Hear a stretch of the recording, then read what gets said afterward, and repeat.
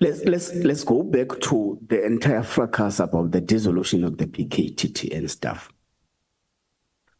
Do you think that political killings are still prevalent in the political system in South Africa? Do I? Do you think that in the political system of South Africa, we are daily still experiencing political killings? Yes, but at a much lower rate than it was before. Do you think that was the impact of the PKTT? At that point in time, yes. No, I'm saying general. Do you think that political killings are still prevalent in our political system? You say yes, but in a much lower rate. Yes. Do you think that that much lower rate is as a result of the work that was done by the political killings task team? I agree. You agree? Yeah. Do you think that it is quite warranted that such a working political killing task team be dissolved? What is your view as a Deputy National Commissioner now? Analyzing the situation, seeing this team that you agree under oath that is working hard. Do you think it was a proper decision to proceed with this dissolution given what you have just told us? Personally, and looking at what the South African Police Services embarked on themselves, they embarked on a journey to dissolve the task teams and to make sure that they establish specialized units that will take care of, including, among others, political killings. No. General, we are talking about one letter here. I hear you are bringing an overall approach over task teams. Here, what brings us here today is the letter of the 31st of December 2024. And that letter only speaks about the political killings task team. So, you are saying, in your view, political killings are still prevalent, and the political killings task team has done a tremendous job in reducing political killings in South Africa. Now, the question still is, do you think then, therefore, that it's a proper, well-calculated decision, given these circumstances, to dissolve it? Honorable Chair, I'm saying still. They said to the House Portfolio Committee Chairperson that they have achieved the purpose for which they were established. They have stabilized all the districts except only eThekwini district. Now, we can't keep them only to attend to only one district now.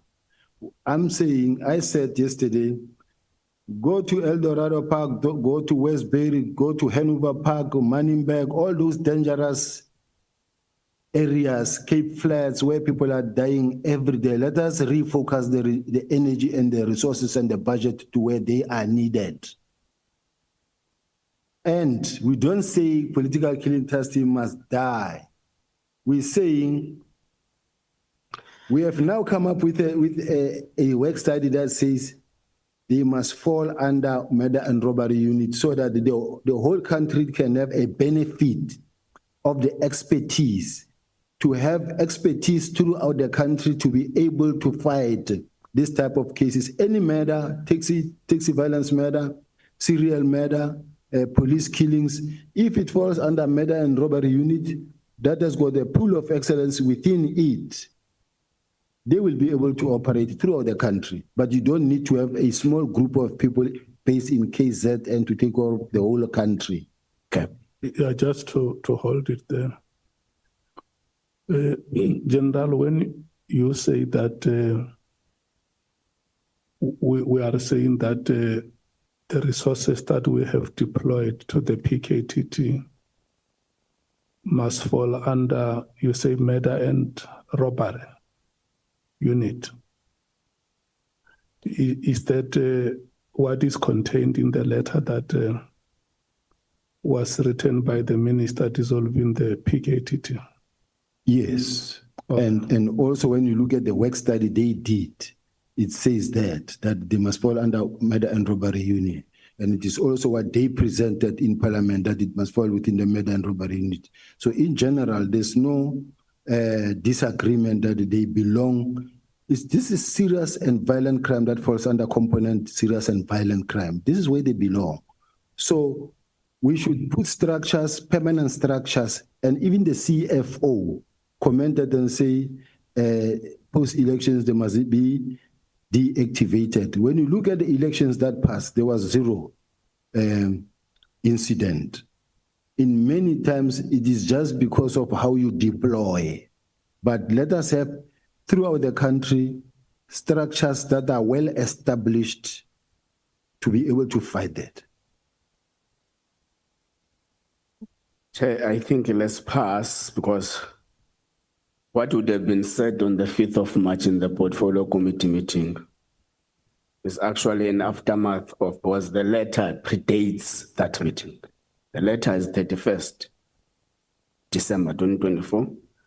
The meeting is 5 March 2025.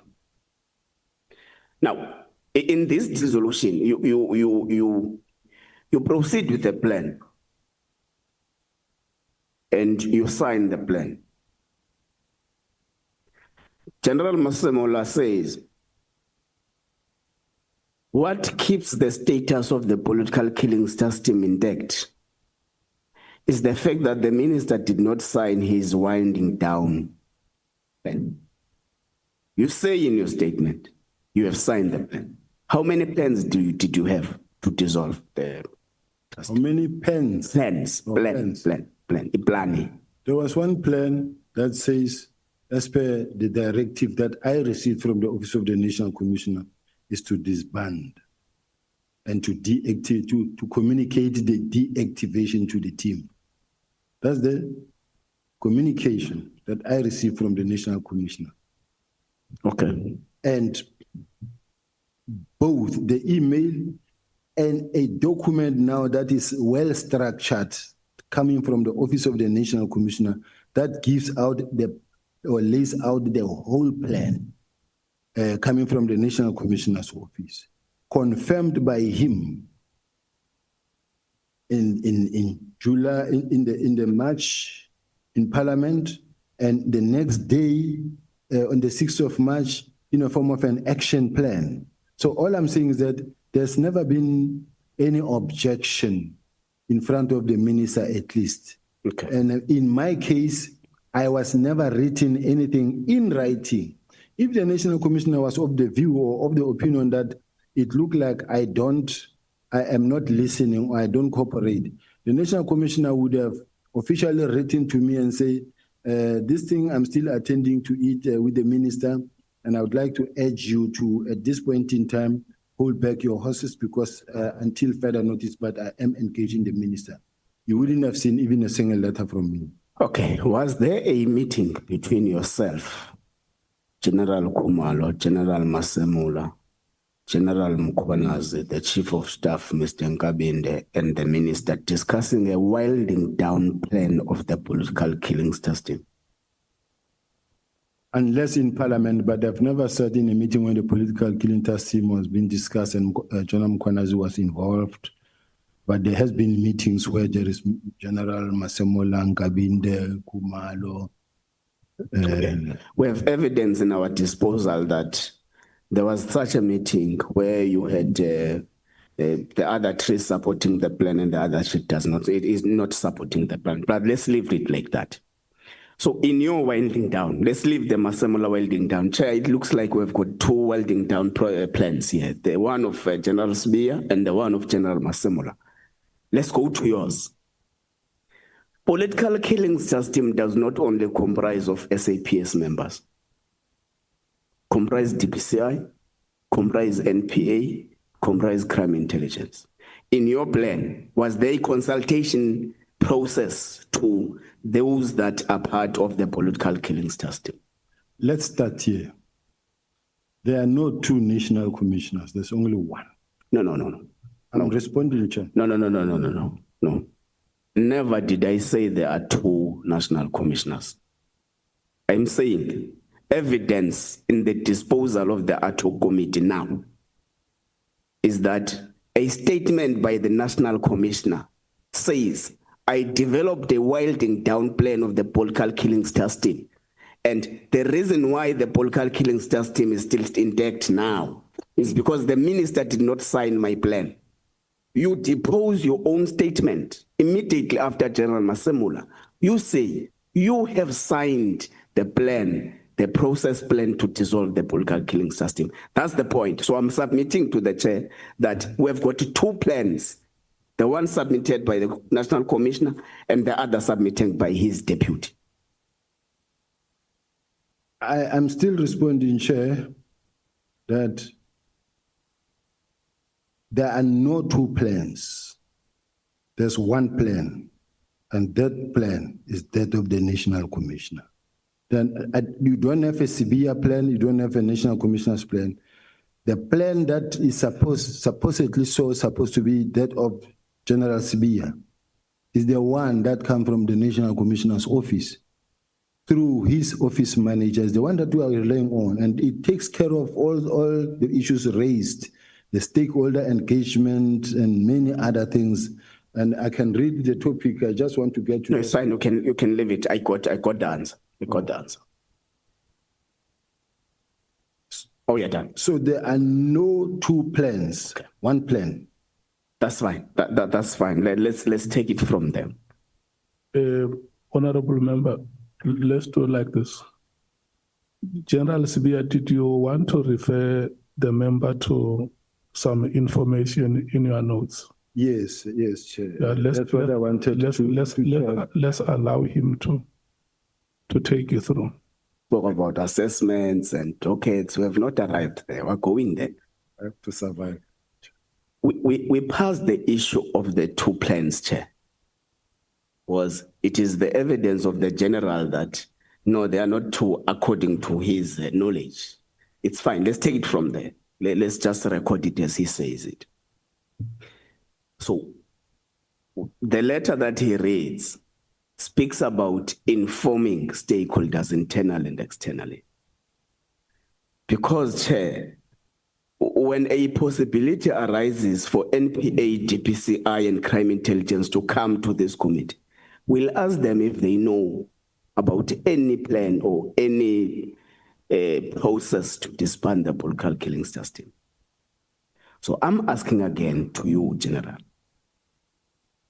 have you been able to inform those stakeholders of the directive and the plan thereof in respect of the dissolution of the political killings task team? I'm asking you as a person who says you received a directive from the Office of the National Commissioner to manage this process.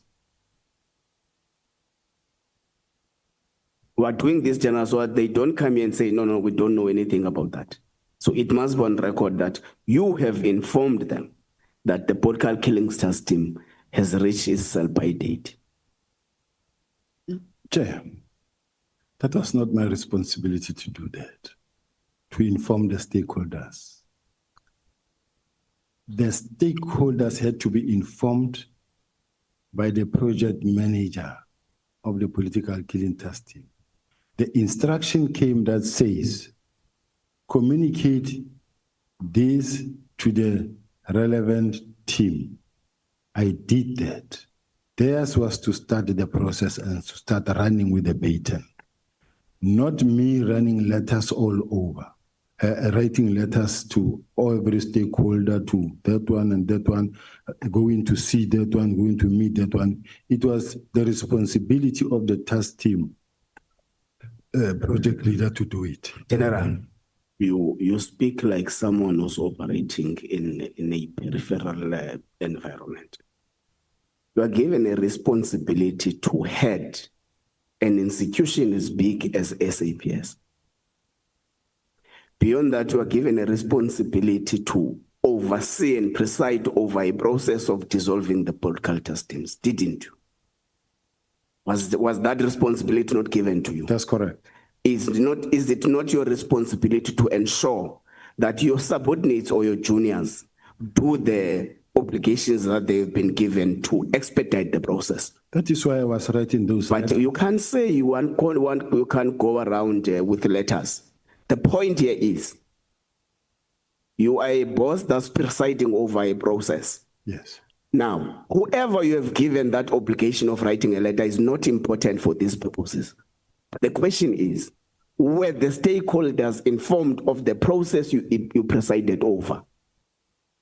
The stakeholders had to be informed by the project manager, not by myself. Chair, can I repeat the question? I am not asking who bears the responsibility of informing the stakeholders. Imagine today, the chair gives us, all of us as members, responsibilities one by one. And when the chair is asked outside by the media that, how are you handling this and that? And he says, no, I gave that to Nqola, it's not on me. The point general here is that you are presiding over the process now. You give responsibilities to the project manager. So it's upon your obligation to ensure that who you gave a responsibility actually does the responsibility given. Unless you are saying you are not aware whether those stakeholders were informed or not. Chair, all I know is that the direct instruction from the Office of the National Commissioner says, communicate to the relevant team and to prepare a close-up report.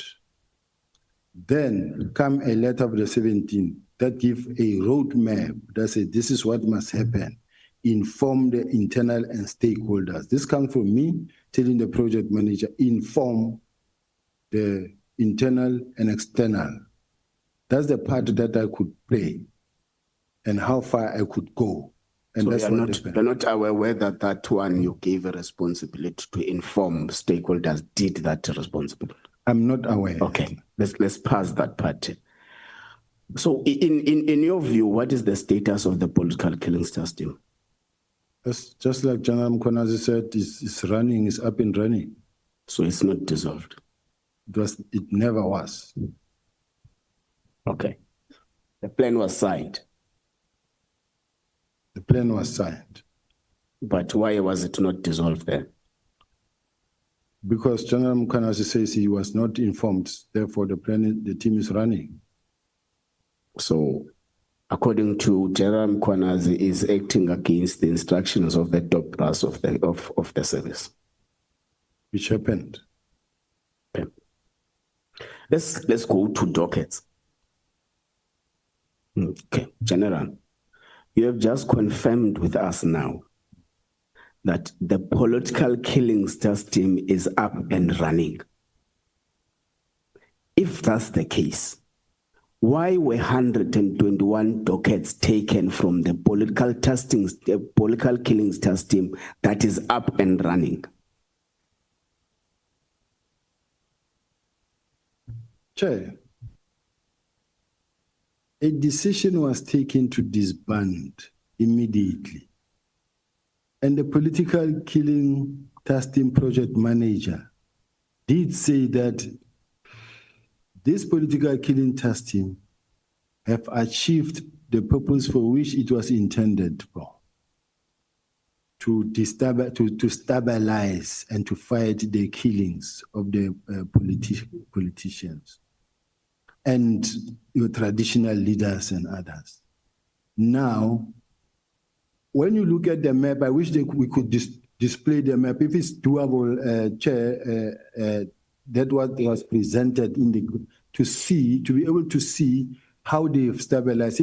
I don't know, Chair, evidence leader, that is it possible to put that document that shows how they have stabilized, all of them green, and then that in fact it shows 1-1, and they said only eThekwini district is the one that is problematic, but the rest, there are no political killing team anymore.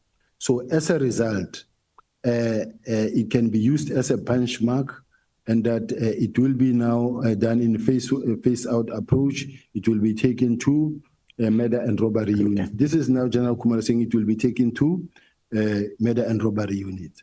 Okay, let's leave General Khumalo. Let's leave what General Khumalo says.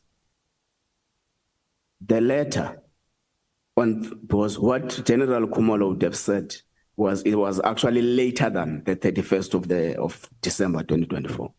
The letter says, the service of the political killings task team is no longer required because it's no longer adding any value.